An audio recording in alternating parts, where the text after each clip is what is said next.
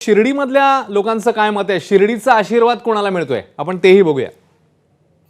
काय कोणाची हवा आहे? आता का तर समजेल ते विसर गेला.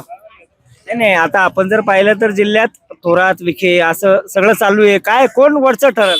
आता वरचढ तसं हवा दोघांची पण आता वरचढ मतदारांनी काय केलं, मतदार पिटू काय सांगणार. ताई, मतदान केलंय का? मतदान काय कोणाची हवा वाटते?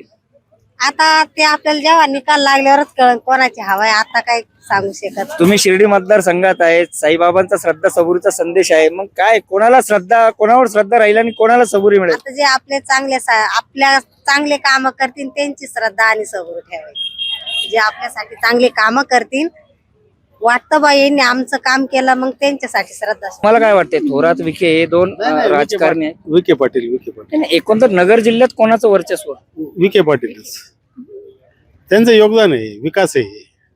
नाही, मात्र थोरातांनी विकास केलेला आहे. त्यांनी यावेळेस इथं त्यांनी शिर्डीत विकास केला, तो संगमनेरचा केला.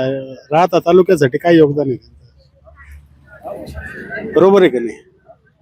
मग ज्या वेळेस त्यांच्याकडे सत्ता होती त्यावेळेस त्यांनी राहता तालुक्यासाठी जर काही योगदान दिलं असतं, काही योजना आणल्या असत्या, विकासाची कामं केली असते, तर आपण म्हणू शकलो असतो ना.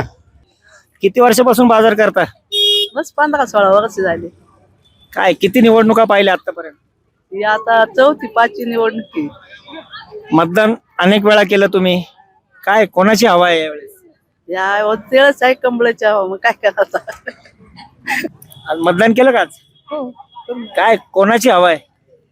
आता कोणी जरी आलं तर आम्हाला काय सगळे सारखीच आहे. नाही, पण आता तुम्ही इतके वर्ष लग्नापासून तुम्ही म्हणताय मतदान करते, म्हणजे कुठेतरी तुमचाही काहीतरी असेल ना विचार की आता थोरात विखे हे दोन मोठे नेते आपल्या जिल्ह्यात आहे. कोणाचं वर्चस्व तुम्हाला चांगलं वाटतं राहील? काय चांगलं आता हे मोदीचं जर बरं वाटतं जरा, कारण त्यांनी आपल्याला सोय केली सगळी व्यवस्थित. धान्य फुकट, विष्टी फुकट लावली. एबीपी माझा, उघडा डोळे बघा नीट.